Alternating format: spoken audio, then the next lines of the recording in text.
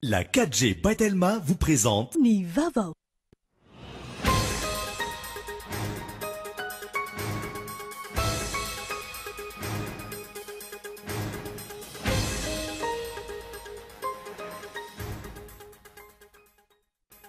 Tsy mbola miverina ny fampianarana ho an'ny sekolim-panjakana raha ny zava-misy teny amin'ireo toeram-pampianarana maro teto andrenivohitra tamin'ity androany ity. Antony, tsy nanaiky sy tsy mankasitraka ilay fifanaovan-tsony fifanikena teny amin'ny primature ny ankamaroan'ireo mpampianatra. Manaitra kosa ny hetsika tadiavin'ireo mpanao politika efa fanta-bahoaka ho tombosaina rampitso etsy amin'ny kianjan'ny 13 Mey ny amin'izay lazaina ho fanorenana ifotona. Hita mazava fa hetsika hoentina hanemorana fifidianana tsotra izao ity hetsika ity. Laha nefa ho ray volana sy tapany kosa ny taratasy fanamboarana karapanondrom-pirenena na imprimé ho an'ny CIN eny anivon'ireo commune eny amin'ny distrikana Tsimondrano. Miangona noho izany antota taratasy ho an'ireo mila karapanondro ho ny ben'ny tanàna izay nanaovana fanadidina. Maneho ny fahavononany amin'ny fampivoarana ny commune sy ny faritra misy aza ny ponina eto amintsika. Olana goavana nefa ny faharatsian'ny lalana sy ny tsy fahampian'ny lalam-barotra. Ho an'ny commune Antanety be Mahazaza, ny fiompiana akoho manatody lava no fotom-piveloman'ny ponina. Eo amin'ny maresaka iraisam-pirenena kosa indray dia mitoetra ny fifandirana eo amin'ny Washington sy Teheran. Aza rahonana intsony États-Unis izay ny tweet nalefan'ny filoham-pirenena Amerikana Donald Trump tamin'ity androany ity. Ny didin'ireo avy hatrany ary arana.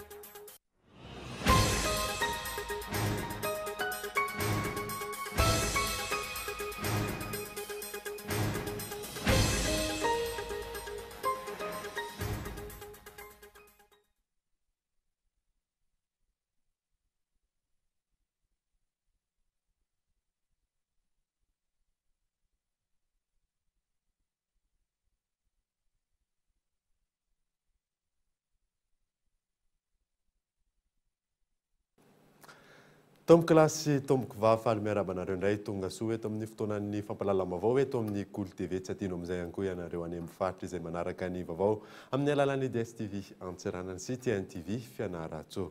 Tolona sindikaly avy hatrany no hanomboantsika ny vaovao amin'ny ety alina ety. Dia tsy mbola niverina ny fampianarana eo amin'ireo sekolim-panjakana raha ny zava-misy teny amin'ireo toeram-pampianarana maro teto andrenivohitra tamin'ity androany ity. Antony, tsy nanaiky sy tsy mankasitraka ilay fifanaovan-tsony teny amin'ny primature ny ankamaroan'ireo mpampianatra. Mikaela Ramarola. Toeram-pampianarana mangina, dabilio tsy misy mipetraka, varavarana mihidy, izay no hita teny amin'ny EPP, CEG ary lycée teto andrenivohitra tamin'ity androany ity. Tonga maraina ireo mpianatra saingy tsy mbola niverina ny fampianarana. Isan'izany ireto toeram-pampianarana manaraka ireto: ny EPP sy ny CEG Antanimbarinandriana, lycée moderne Ampefilo, ny lycée Jean-Joseph Rabiarvelo, ny lycée Andohalo, ny lycée Jules Ferry sy ny maro hafa. Mbola nanohy ny fitokonana sy ny fitakiana teny amin'ny tokotanin'ny ministerin'ny fanabeazam-pirenena kosa ireo mpampianatra androany, na ho an'ireo teto andrenivohitra na ireo solitena avy any amin'ny faritra. Izy io naramero amin'ny 70 ora izy. Ny averiko fotsiny hoe voavaly ve le fitakiana zay. Ary tsy za rery manapa-kevitra fataoko fa reo mpampianatra Grand Lycée CEG tonga eto reo mbola misy namana ho avy. Ny antony mantsy androany nanao azy daholo ny mpampianatra ny sekoly rehetrarehetra. Fa tsy eto ny fantatsay aloha dia mbola tsisy mianatra ny Grand Lycée. Miandry ny fanapahan-kevitry ny rehetra eto Antananarivo ihany koa ireo mpampianatra avy any amin'ny faritra vao miverina ny fampianarana raha ny fanazavan'izy ireo. Ny amin'ny faritra agny hatramin'izao dia mbola mitohy ny tologno satria mbola tsy nazonay mpanabe sy mpampianatra ny zavatra rehetra nangatanay izay nilazaigna tato omenanay. Malahelo zay amin'ny namagna sasany izay nivadika dia misahy milaza amin'ny télévision sasany hoe fa mianatra tonga ty Antananarivo mihitsy ny tegnanay hitanay fa mbola tsisy fianarana ato. Ary magnamafy agny an-tanàna amintsika miteny zao dia milatra agny an-tanànan'ny Diego. Tsy ilainga zegny tsisy fianarana agny. Tsy mianatra izay na soloagna aby stafin'ny ministère ao. Na iza ministre io na inona raha tsy azonay ny fangatanay fa io fangatagna io no zavatra nangatanay syndicat tato. ka mandraky tiany androany mbola tsy miova ny syndicat mpampianatra sy mpanabe jiaby Diego na defa tagny aza PM. Tonga eto Antananarivo zay am'izao fotoagna zao solon-tegna avy agny satria maharegny ny savorovory maro indrindra ireo zay namagna namadiky nanao sonia tao amin'ny ministera fa milaza fa magneky ireo zavatry nomeny ministera ireo. Eto tsara marihigna avy hatrany lazaigna amintsika jiaby mpampianatra rehetra magneragna nosy olona tsy azo antoko regny ary tsy nifagnarahagna tamin'ny foben'ny Saint-Pama anosy regny rehetra regny ka am'izao fotoagna zao zegny mbola mitohy ny tolognatsika magneragna Madagasikara. Eto dia lavinay ny filazana fa miasa ny mpitolona mpampianatra ao amin'ny Nosy Belleville. Tsy marina filazana fa hoe nivory niaraka tamin'ny ministra, ny président, ny chef Cisco, tsy marina zany. Ny aminay ihany dia mbola mitolona ary miandry baiko avy aty. Ho amin'ireto mpampianatra mbola manono ny fitokonana ireto, tsy nandray anjara ary tsy nampaniraka solotena tamin'izay fifanaovan-tsony izany izy ireo. Mbola manono ny fitokonana hatrany izy ireo ary mitaky ny amalina ny fitakiana iray manontolo. Inona ny antony tsy nanaovana sony satria tsy mifanarahana tamin'ny base iny, tsy mifanarahana tamin'ny mpanabe rehetra manerana Madagasikara iny satria teny miera ny atao hoe tolona dia zay zavatra tapaka ny rehetra no ataonay.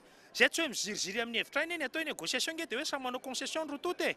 Fa maninona zay nanaky nanao concession hoe tsy ziriziry amin'le 500 000 ariary zay am'izao amin'le indemnité dimy fa le 100 000 ariary fotsiny dia atao à compter du juillet rehefa mivoaka ny karama juillet atao à compter du mois d'août le izy dia rappelena en juillet. Fa maninona mbola miziriziry amin'ny heviny ary fanjakana tsy maintsy 25 000 ariary iny no omenanay ary tsy maintsy mois d'octobre le izy.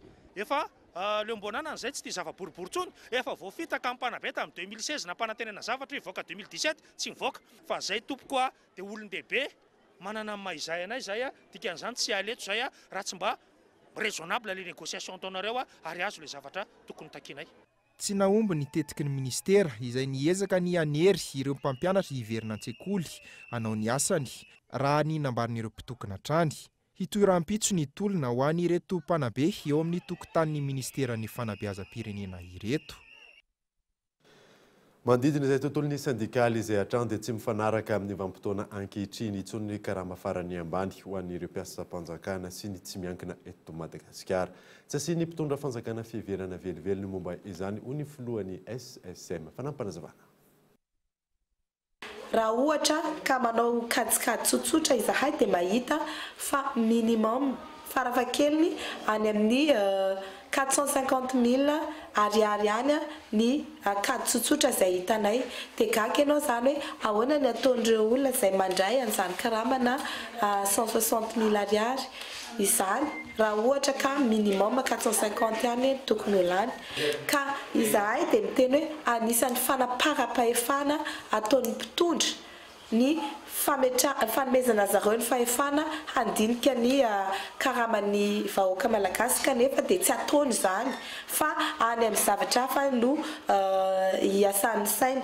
Nefa ny karama mahavelona dia anisan'ny zon'olombelona izay tokony zofototra tanterahany. Izay tsy hanolotra vahaolana ho an'ny fitondrana fa izy ny te hitondra eo dia anjarany nitadan'izany vahaolana izany fa izay fotsiny dia miteny hoe ny tsy fandinihana an'io karama farany ambany io dia mendrika fanandevozana ho an'ny mpiasa malagasy. Nanao falambarana koa tamin'ny alalan'ny tambazotra tserasera tamin'ity androany ity ny minisitra teo aloha Paul Rabary ny amin'ny fialany tsy ompikambana intsony amin'ny antoko HVM. Maneho ny tsy fampitokisana amin'ny sambikambana amin'ny ity antoko ity ny tahaka izao raha ny fanazavana sy ny fanehoan-kevitra zay voaray. Miantarandrianay. Tiako ny mampafantatra anareo ny fialako tsy ompikambana intsony ao amin'ny antoko HVM. Io no niely tamin'ny pejy Facebook ny ministra teo aloha Paul Rabary marain'io. Doriany fialany Randriary Malala Arjona antsoiny maro hoe John Elite tsy ompikambana HVM intsony. Niala tsy ompikambana tahak'izany ihany koa ity ministra ny fampianarana teo aloha ity Paul Rabary. Ina no ambadika io fialana io. Misy idiran'ny fifidianana tontosaina amin'ity taona ity ve. Mizarazara ny hevitry ny olon-tsotra ao amin'ny tambazotra tserasera. Ho an'ny solombavambahoaka nanontaniana, tsy mahatatra rehefa nampoizin'ny maro ny fialan'ny mpikambana sasany ao anivon'ny HVM. Voalohany indrindra aloha tsy mahagaga le izy. Atsika zao efa ao akatoko ny fanomanana fifidianana dia hita zany fa tsy matoky anireo lehibeany ireo membre ao amin'ny HVM reo. Manarak'izay koa dia tsy manana etika izy. Ary mieritreritra ihany koa ny mbola ilatsaka koa ao anatin'izay zavatra izay. Mampalahelo le izy satria taitaitra fotsiny daholo, tsisy fitiavana, tsy misy finiavana ary tsy misy hoe tena fanohanana an'ilay lehibe anao zany izay mpitarika. Io zany izay no hita hoe mampalahelo ao anatin'izay zavatra izay. Ary hita ihany koa fa tsy nanana base ihany koa ny HVM izay ny teny hoe tena amin'ny mahanarana HVM no nampandany anazy ho filoham-pirenena. Zany dia hita taratra ihany koa fa tsy mitombona izany zavatra izany. Maneho izao tranga fametra-pialana ireo mpikambana izao fa antoko politika natao vonjy tavanandro nanenjehana fifidianana ity antoko HVM ity. Antoko natao ny fampizaran-tseza sy tombotsoa manokana ihany koa. Hany ka raha vao tonga amin'ny fanalana ireo mpikambana amin'ny seza ny toetra rahanam-pirenena dia izao miteraka fizarazarana sy fametra-pialana izao. Manamafy ihany koa ny ahiainy maro ny amin'ny tsy fananan'ity antoko HVM ity vinam-piarahamonina sy politika mpampandrosoana mazava izao tranga misy ankehitriny izao. Nanaitra ny besany maro kosa ny hetsika tadiavan'ireo mpanao politika ho tanterahana ao rahampitso etsy amin'ny kianjany 13 Mey amin'izay lazana hoe fanorenana ifotony. Hita mazava fa hetsika hoentina anemorana fifidianana trotr'izao ity hetsika ity. Rarisona Iandry. Iantsy voaka amin'ny kianjany 13 Mey rahampitso hono ireo mpanao politika matahotra fifidianana sy efa naloham-bahoaka hametraka ity lazaina ho fanorenana ifotony. Ny sasany tamin'izy ireo moa raha mba sendra niatrika fitsaram-bahoaka tamin'ny alalan'ny fifidianana, aotra faingo ny vokatra azo. Sanatria tsy ny fanorenana ifotony no malikiliky fa ilay fomba fanaovana politika hitadiavana teteza mita lava reny indray, izarazarana seza sy tombotsoa no maharikoriko amin'ity indray mitoraka ity.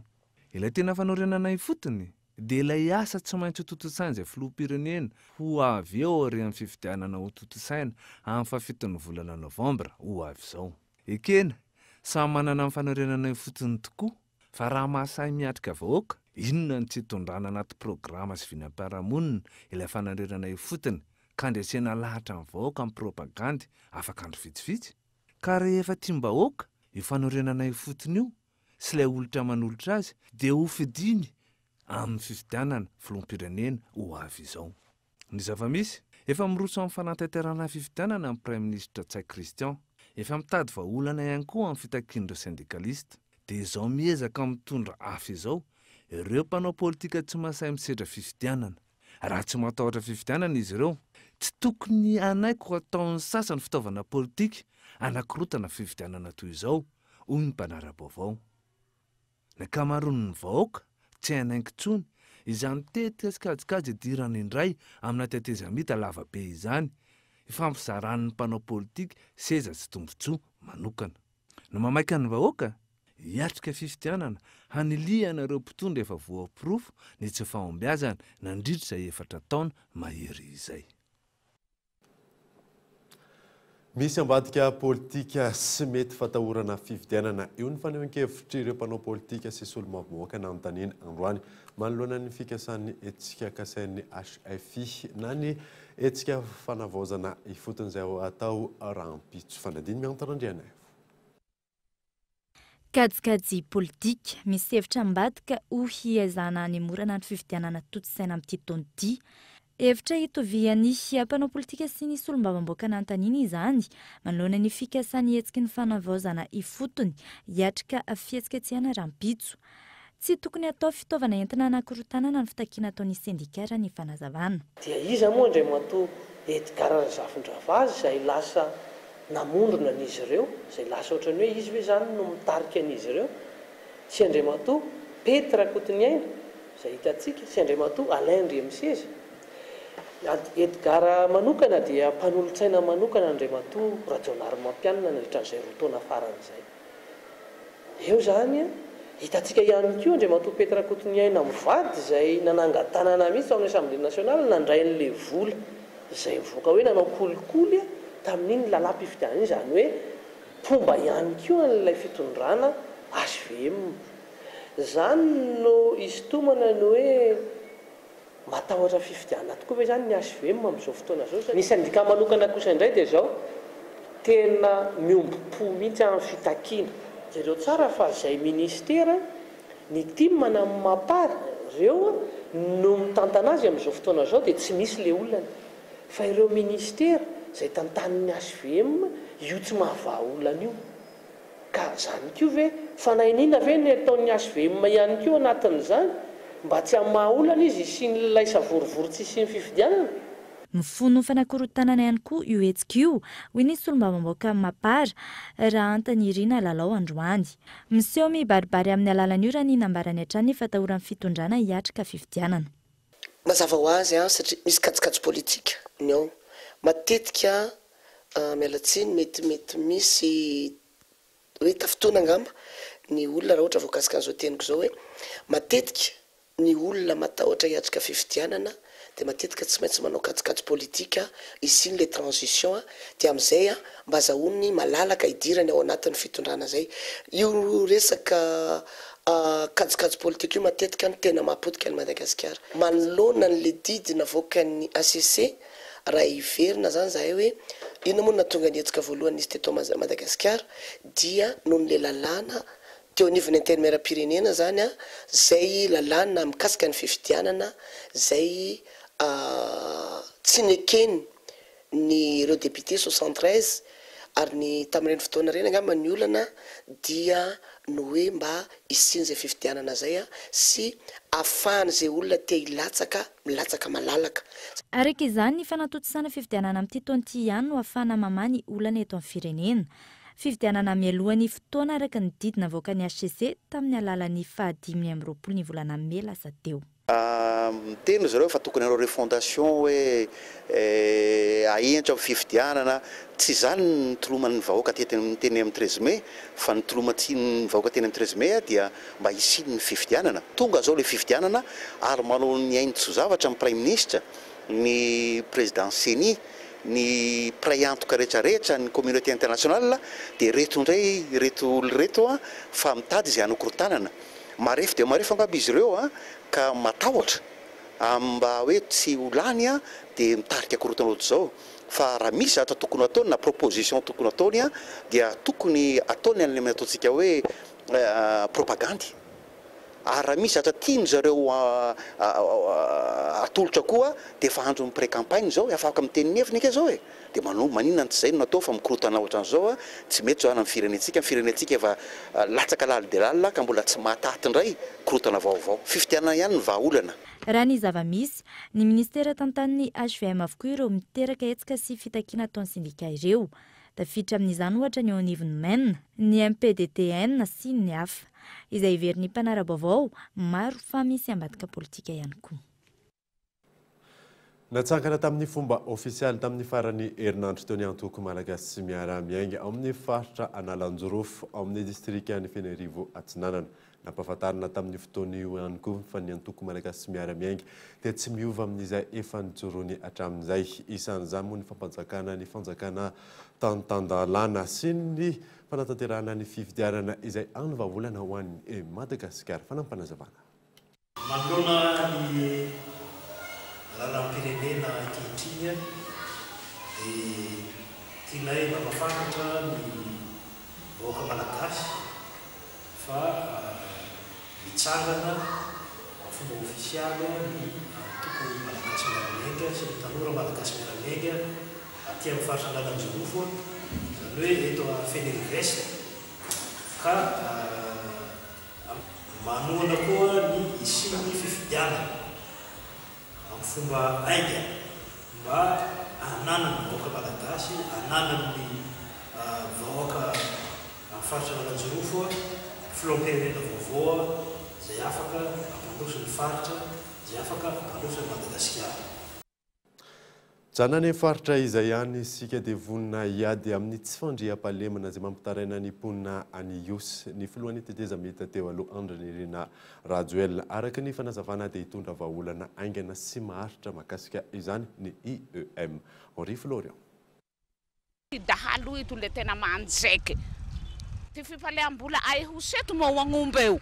ire eo agnombeo tsy avy ato satria sakanao dahalo andalagnagna iza zany tena mampalahelo ty mahakasiky ty dahalo ty satria tsisy fivelomagna ty olo seto naho tsy agnombeo mangataka amizay zany ty mba hafoagna ty dahalo ty toy izay ny fitarianany mponina iosy makasika ny tsy fandriam-pahalemana nanamafy ny fahavononany iady amin'ny tsy fandriam-pahalemana indrindra fa ny fanafihàn-dahalo sy ireo olana ara-tsosialy samihafa mampitariana ny mponina any iosy ny filohany tetezamita teo aloha andrindrina rajoelona io no nivotra nandritra ny fitsidianany ny distrikany iosy ao anatin'ny faritra Irombeo Malalaady araka ny fanazavana trany itondra vahaolona aingana sy maharitra amin'ny fomba fijery vaovao makasika izany ny UEM na ny vina pampandrosoana ho an'ny Madagasikara.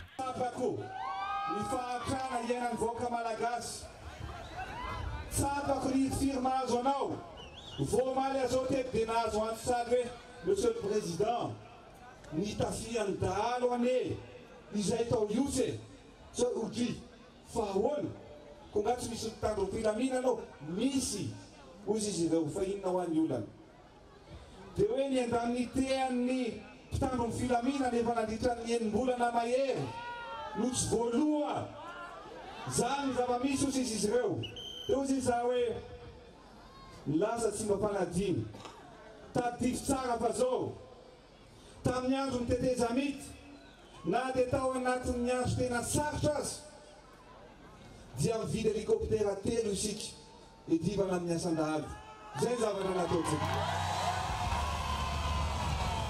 tao anatin'ny andro sarotra zany zareo a sarotra tsy misy fanampiana avy any ivelany efa 4 efa 10 mahery no nividiny hoe divana amin'ny asan-dahalo ankehitriny matahotra ny mpiotra ankehitriny satria tsy misy tsony ny fandriam-pahalemana marina sa tsy marina mitsoka ny tanàna daholo ny olona satria matahotra amin'ny tsy fandriam-pahalemana zay ny zavatra nylazaiko anareo teo hoe manana tetikasa manokana isika zay ny mahatonga antsika nanao an'le hoe IEM na l'initiative pour l'émergence de Madagascar. Ankoatra ny olana tsy fandriam-pahalemana indrindra fa ny fanafihan-dahalo sy ny alatrompy isan'ny nitarian'ny mponina iosy tamin'ny filohan'ny tetezamita teo aloha ihany koa ny tsy fanananasy indrindra ho an'ny tanora vonilamahan'ny olany vahoaka hatrany izy raha ny ambarany ary ampandroso any Madagasikara ao anatin'ny fotoana haingana.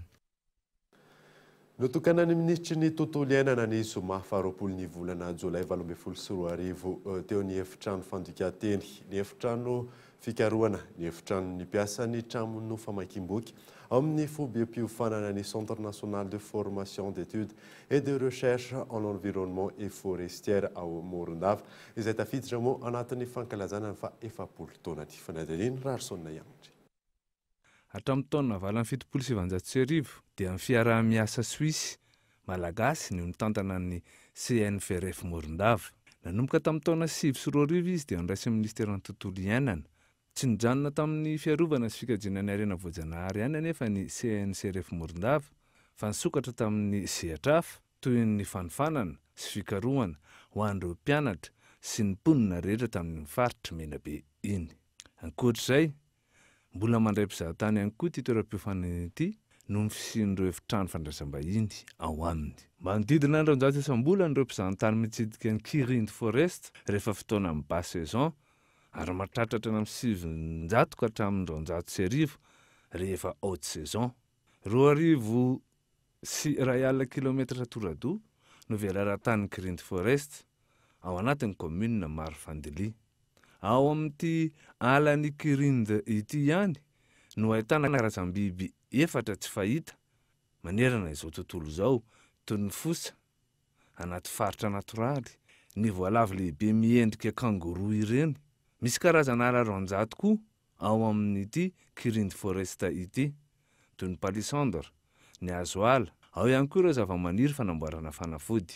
Loha hevitra lehibe raisina ao anatin'izao fankalazana 70 taona ny CNCRF Morondava izao ny hoe ndao isika longo mba hampandresy mba holovantsika anala mandrakizay. Nitarika ity lanonana ity moa ny ministry ny tontolo iainana Randriaty Fiarson Guillaume Venance izay nanambara fa ho raisina amin'ny fepetra hikaroham-mba olana iarovana ny tontolo iainan'ny ala sy ireo harena voajanahary ary ny biby eto Madagasikara manoloana ireo mpanondrana anjokosopo.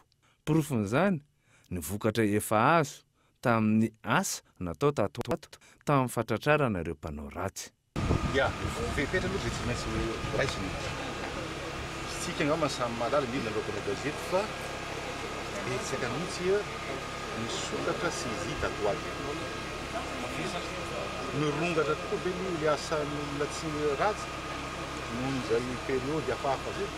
Sa efa tena miroso amin'ny fanaovan'ny asany tanteraka ny tokony hanao ny asany ka mahatratra an'ilay misokatra aombona tsokosoko reny. Raha mifarany ity ngamba izy hoe mendrika iberahana ny mpiara-miasa rehetrarehetra satria mahatratra misokatra saika hafa.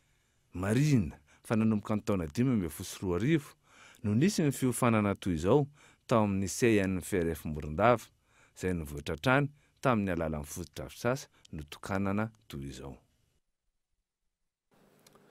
Misedra olana kosa ny tontolon'ny fizahantany any faritry Menabe ny tena mampanely dia mienatra any amin'ny 50 isanjaton'ny mpizahatany tonga any an-toerana. Tady olany tamingana ihany koa ny baobaba sy ny fosa no ny doro-tanety Michela Narjona. Misedra olana ny fizahantany eo amin'ny faritry Menabe tao anatin'ny volana vitsivitsy. Antony nampienana isan'ireo mpizahantany ny fisiany tsy fandriam-pahalemana. Raha toa ka 3 alina ireo mpizahantany nandalo tao tamin'ny taondasa dia nidina 5,1 alina izany tamin'ity taona ity. Fa ankoatran'ny tsy fandriam-pahalemana dia isan'ny olana goavana ihany koa ny faharipahan'ny ala. Tsy any amin'ny faritry Menabe ihany anefa no misedra an'izay olana izay. Raha ny fanadinana natao fa saika ireo faritra rehetra manerana ny Madagasikara. Raha ny fanazavan'ny minisitry ny fizahantany tokony hisy ny paikady maharitra apetraka amin'izany Atsoatsy. Lohany dia tokony hisy fohy be mpanofanana amin'ity faritry Menabe ity izay hitaizany rehetra na ny mpisehatra ao anatin'ilay fizahantany hoe sarobidy ny fananana zao ala izao ka le olona ho faninao n'izay fotoana izay dia ho lasa mpampianatra ihany koa ary lasa ho mpampiofana amin'ny lalana rehetra izay izoriny sy amin'ny sehatra rehetra izay misy azy. Everina ary ampidirina anatin'ny programa ny fametrahana izay fohy be mpanofanana ho an'ny sehatra fizahantany aty amin'ity faritry ny Menabe ity izay. Raha ny fanadinana natao dia tandindromindoza ihany koa ny baobaba sy ny fosa izay mampiavaka ny Morondava. Mahazo avahana ny doro-tanety any an-toerana. Ankoatr'izay ihany koa dia mbola mitohy ny fanondranana ireo harena voajanahary eto Madagasikara. Nisokatra ny 20 Jolay ka hatramin'ny 12 Jolay teo ny festival baobab fosa andiany faharoa tao amin'ny faritry Menabe. Hetsika nentina nanairina ireo tompon'andraikitra sy ny olom-pirenena entina miaro ny fizahantany sy ny tontolo iainana. Tonga eto amin'ny fampahafantarana ireo dokavarotra indray isika izao aza misaraka aminay fa orinan'izay dia hijery ny olana mahakasika ny imprimen'ny CIN eny amin'ny distrikany Tsimondrano isika. Eo ihany koa ny vokatra tamin'ny Rally du Mangoro farany teo. Rehefa avy eo ary.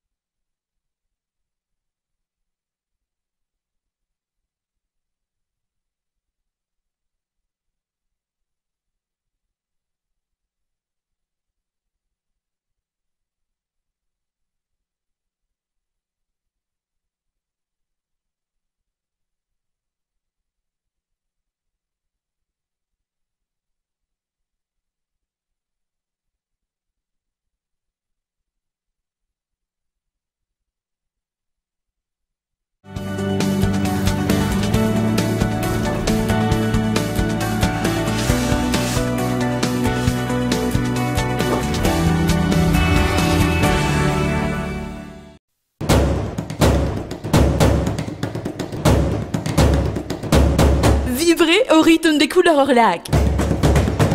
Orlac, c'est une large gamme de peintures pour vous accompagner dans tous vos projets de rénovation, d'aménagement et de décoration intérieure et extérieure. Avec Orlac, réinventez la décoration de vos espaces et objets préférés. Retrouvez Orlac partout à Madagascar. Orlac, osez la qualité.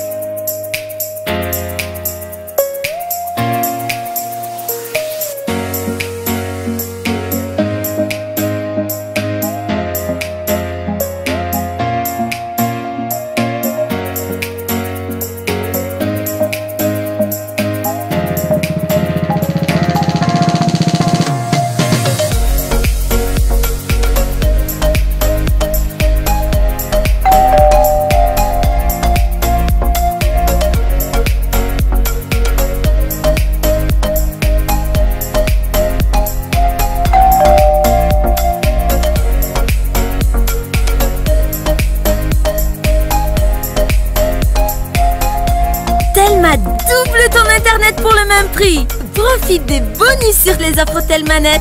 Tape le dièse 322 étoile 8 dièse. Telma, safidiko numéro 1 malagasy.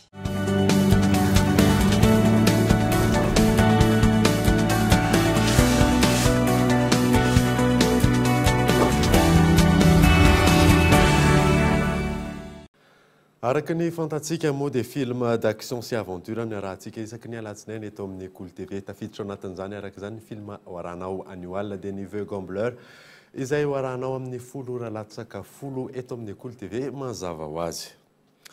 Fa ny anoizantsika ny vaovao amin'ity alina ety lany efa oray volana sy tapany taratasy fanamboarana karapanondrom-pirenena na ny imprimé ho an'ny CIN eny anivon'ny commune eny amin'ny distrikana Tsimdrano niangona noho izany ireo antota taratasy ho an'ireo mila karapanondro hoy ny ben'ny tanàna izay nanaovana fanadiadiana Mikaela Ramarola. Manodidina ny 10 raha kely indrindra isam-bolana ny olona mikarakara karapanondro eny anivon'ny commune raha ny fanazavan'ny ben'ny tanàna. Ireo very karapanondro no akamaroany ireo mikarakara ireo. Olana nefa lany ny imprimé na ilay taratasy anaovana izay karapanondro izay ka miteraka fiangonan'ny antota taratasy ikarakarana izany karapanondro izany. Amin'izao fotoana izao koa tena misy rupture zany ny karapanondro ary efa mbolana ray volana maherina ro volana io zany tsy misy ny zavatra ataonay zany dia tsy dia misy hoe fisage loatra fa rehefa tonga ny olona mikarakara karapanondro dia tenena fotsiny zay mbola tsy tonga ny karapanondro satria zahay ny karapanondro dia avy any amin'ny district no mankaty amin'ny commune district indray avy any amin'ny ministère no mamia anazy dia zay zany miandry avy any amin'ny district efa mipalaza district any zay fa dia miandry aloha zany no ataony satria amin'izao fotoana izao sécurité manahirana dia tena maro aminay ny very karapanondro dia tena olana be zay tsy fantatra hoe inona ny décision miaraka amin'izao. Mitovy amin'izay ihany koa no mitranga eny anivon'ny district raha ny fanazavana. Ny makasika ny imprimé na karapanondro moa zany hatreto dia mbola tapitra aloha zany ny stock eo anivon'ny district efa nisy ihany ny fangatahana nalefa eny anivon'ny ministère ny atitany moa zany fa dia miandritsika zany aloha hatreto ny famatsiana fa eny amin'ny ministère ny atitany. Efa andalana raha ny filazany eo anivon'ny tompona ndraikitra eo anivon'ny ministère ny atitany zany makasika an'izay famatsiana ny imprimé na karapanondro zay eo anivon'ny district. Ho an'ny district ana Tsimdrano manokana, commune 420 no vatsiana taratasy na ny imprimé ho an'ny fanamboarana karapanondro. Efa misy ny fangatana na izany avy any anivon'ny commune makany amin'ny district na ihany koa avy any anivon'ny district makany amin'ny ministère ny atitany. Nefa hatramin'izao fotoana izao mbola tsy voava izany olana izany. Ny fifidianana nefa efa miatombotra hatrany. Lafim-baovao hafa kosa indray dia maneho ny fahavononany amin'ny fampivoarana ny commune sy ny faritra misy azy ny mponina eto amintsika. Olana goavana nefa ny faratsy ny lalana sy ny tsy fisian'ny lalam-barotra ho an'ny commune Antanidy be Mahazaza. Ny fiompiana akomana tody lava no fotom-piveloman'ny mponina. Fredidina Albertin Ramianarivo. Iray amin'ireo commune mivoatra ary miezaka ny hanatsara ny fiainan'ny mponina ao amin'ny alalan'ny fanampiana ireo mpiompy ny commune Antanidy be Mahazaza 7 kilometatra miala ny Mahitsy lalam-pirenena faha-efatra. Ahitana fokontany 7 ao aminy ary misy mponina 501 alina. Ny fiompiana akoho manatody lava no fotom-piveloman'ny mponina. mizara telo ireo mpiompy akoho manatody lava ireo, mpiompy vavety izay manana akoho iray alina, mpiompy salatsalany manana akoho 3,000 ka hatramin'ny 5,000 ary ny mpiompy madinika manana akoho 50 hatramin'ny 1,000 isa. Manodidina ny 4,000 ariary ny vidin'ny akoho mpanatody lava iray. Miisa 2 hetsy isanandro kosa ny atody vokarin'ity komina ity ary 700 ariary ny vidin'ny atody iray miala eny an-toerana. Raha ny fanazavana nomen'ny ben'ny tanàna ny tany be mahazaza nanaovana fanadihadiana. Dia isan'ny seha-piarina mbola porteuse zany hoe mbola azahoany ny mpanao piopia tombony zany ny fiompiana akoho manatody lava. Ny isaky ny tokantrano zany dia mba manana akoho kely mba afahany ivelomany zany ampianarany zanany sy mba ampivoarany ny fiainany. Ny isan'ireo ndray dia mbola eo am-panisana azy zay eo anivon'ny komina amin'izao fotoana izao satria nahazo famatsim-bola tamin'ny fitondrana Allemagne zany amin'ilay fandaran'asa GIZ anamboarana ny drafitra fotony fanajariana ny tany na ilay tao hoe schéma d'aménagement communal. Rehefa vita zany io dia hitanay tsara daholo ary mahakasika an'izany fananantany, mahakasika ny fiompiana sy ny karazany rehetrarehetra ka ahafahana mampiroborobo ny fampidiram-bola sy ny fampanarahan-dalàna eto anivon'ny komina. Olana mipetraka ny faharatsiany lalana ka mahatonga ny vidin'ny atody miakatra, eo ihany koa ny tsy fandriam-pahalemana. Ny fampidiram-bola anivon'ny komina zany tena hita hoe olana. Ny olana faharoa moa dia ny lalana satria ny lalana ambanivohitra rehetra eto amin'ny komina eto Madagasikara dia rasy tokoa. Isan'ny faritra nanjakany tsy fandriam-pahalemana tokoa tetỳ anivon'ny komina, isan'ny nanjakany zany fanafiana mitambasy mahery vaika miaraka amin'ny kalakon-kovy sy ny pistolet automatique tetỳ aminay nisy mpiompy 4 zay niarana zany ary ny tenako moa isan'ny niarana zany fanafiana zany koa fa amin'izao fotoana izao dia efa miezaka izay satria ny fandriam-pahalemana raha tsisy fandriam-pahalemana tsy afaka hiary ireo mponina eto anivon'ny kominanay ka efa navoatsangana poste avancé zay dia misy poste avancé anankiray mipetraka ao Tanety Be. Paritaka manerana ny nosy ny vokatra atody vokarin'ity komina Tanety Be mahazazy ity, indrindra fa ny eto Antananarivo renivohitra. Tsy mahafapoliponina eto Antananarivo kosa ny asan'ny mpamonjy voana ny hita tena lesoka amin'izy ireo moa dia ny isan'izy ireo sy ny fitaovana ampiasaina. Faradidiny mampionina Rakotorson. Mbola ilana ezaka maro izay no azo lazainy ny mpamonjy voana eto amin'ny commune urbaine Antananarivo raha ny fenitra iraisam-pirenena no asiana teny. Mpamonjy voana iray ho an'olona 700 raha ny tokony ho izy, avy roeny amin'io salanisy io kosa ny eto an-toerana. Olona 900 ho an'ny mpamonjy voana iray. Ankoatr'izay, mahatsapy izy ireo fa mbola tsy mipetraka ny fahatokesan'ny vahoaka azy ireo amin'ny fomba fiasa sy ny vokatra azo. Ny fiarahamonina zany ny mpamonjy voina dia ohatra ny mbola somary ratsy zery sy tsy ampy fitokisana amin'ny mpiarahamonina. Tsy dia afa-po loatra ny vahoaka amin'ny asa izay ataonay. Fantatra izany. Matetika sakana amin'ny fanatanterahana ny asan'ny mpamonjy voana, ny fandorenana tsy ara-dalàna, Jesy Tambosaina, raha eto amin'ny komina Antananarivo renivohitra manokana, raha ny fanazavana trano. Ny apahany betsaka amin'ny tranomay dia vokatra ireo fanorenana tsy ara-darin'ireo ary tsy vitan'izay fa miteraka fahasairanana be sy fahaverezam-potoana, fahaverezanaina ary fahampitena eo amin'ny fiarahamonina izany. Ain'olona sy fananan'olona sy tamboisaina araka izany no efa nafoy vokatry ny fitavozavozany ny tompona andraikitra amin'ny fakana fepetra aingana malona ny gaborara amin'ny fanorenana tsy ara-dalàna. Misy fandraikany lehibe eo amin'ny asan'ny mpamonjy voana ireo fanorenana tsy ara-dalàna sy ny fahasimbany fotodrafitrasa maro eto Antananarivo renivohitra manokana. Tontolon'ny fanatanjahantena kosa indray dia totosa soamantsara ny troisième manche eo amin'ny championnat de Madagascar eo amin'ny familiana fiarakodia ny rally norombany ny ekipan'ny Rivo sy Andony Larana voalohany tamin'ny rally de Mangoro faranteo Henri Florian. Nafarana tao anatin'ny atsika mamanalaza ny aina ny vahoaka ny Moramanga ny dingana fahatelo amin'ny fiadina ny tompon-daka ny Madagasikara amin'ny familiana fiarakodia rally de Mangoro fifanany izay nokarakarain'ny Cleobata Sam sy ny Fanalamanga.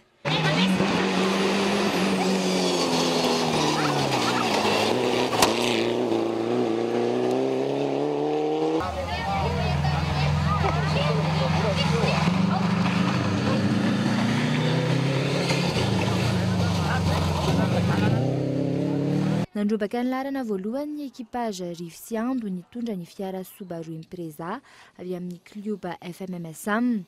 Totosan tao anatin'ny ora iray sy 1:20 minitra sy 50 sekondra ary 8 ampahazato ny fifaninanana. Tombony lehibe ho azy amin'ny lalàna fahaizana nitazona hatrany ny fe-potoana tsara tao anatin'ireo dingana manokana na ny épreuve spéciale. Profon'izany ny nahazoan'izy amin'ny lalàna larana voalohany tamin'ny ankamaroan'ireo épreuve spéciale ireo.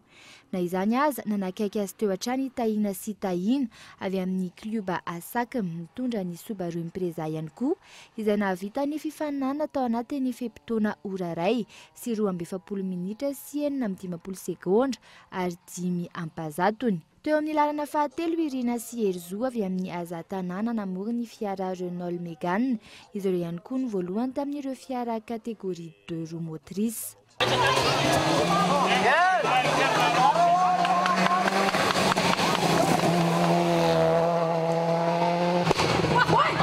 Tsy anisan'ireo tonga hatramin'ny farany Boana sy Miangaly izay nitarika teo amin'ny ES2 niala noho ny fahasimbana ara-teknika ireo ekipazy ireo. Nanao sortie de route koa sy Iva sy Lanja nitondra ny fiarakodia Mitsubishi Evo 9. Fiara miisa 17 no tonga hatramin'ny farany tamin'ny Tirali du Mangoro ity. Noromban'ny Rivo sy Ando arak'izany ny amboara sy ny loka tapakila ho an'ny Maurice. Namitolagaga ny mpakafy ny hafainganam-pandehan'ny ekipazy Fred Stahina tany anaty épreuve spéciale nitondra fiarakodia Subaru Impreza izay tsy maintsy nijanona tsy nanohy intsony ny farinanana no ny sortie de route ka niteraka ny fahasimban'ny fiara. Afa-po tanteraka tamin'ny fampisehoana fifaninanana mamily fiarakodia ny vahoaka ny Mangoro ary maniry ny iverenan'ny rally matetika any an-toerana. Arahinao anatin'ny fandarana Mekamaga ny alarobia izao ny antsipiriany tamin'ny Tirali du Mangoro ity. Dia izay fa dia antsika maresaka iraisam-pirenena dia mitohy hatrany fifandirana eo amin'ny Washington sy Teheran. Aza rahahonana intsony États-Unis izay ny tweet nalefa ny filoham-pirenena Amerikanina Donald Trump tamin'ity androany ity fanadina. Tweet tahaka ny efa nahazatra azy hatr'izay izay hatrano nataon'ny filoham-pirenena Amerikanina Donald Trump ho valikafatra ho an'ny filoha iraniana Rouhani androany. Président Rouhani ne menace. Aza rahahonana intsony États-Unis raha tsy izay dia izakany vokan'izany ianareo. Vokany izay tsy mbola nisy teto amin'ny tantaran'izao tontolo izao. Tsy firenena mizaka fandrahonana ho faty intsony États-Unis ka mitandrema. Et de mort, faites attention.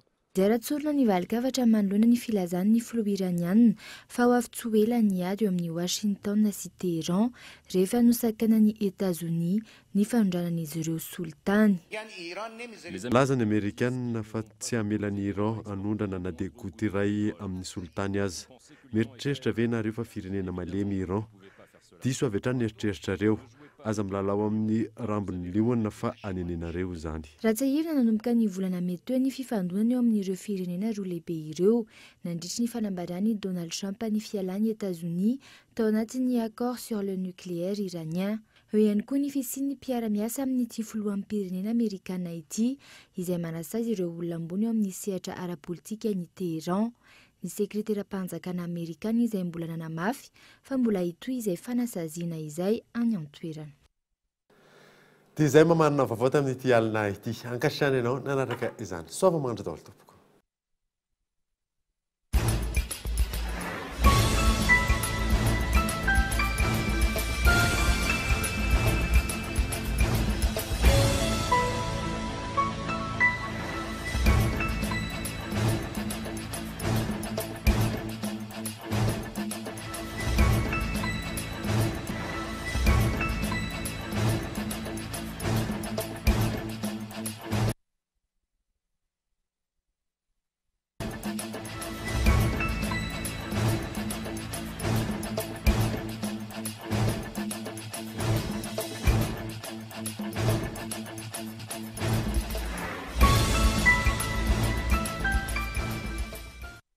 La 4G by Telma vous a présenté Ni Vavao.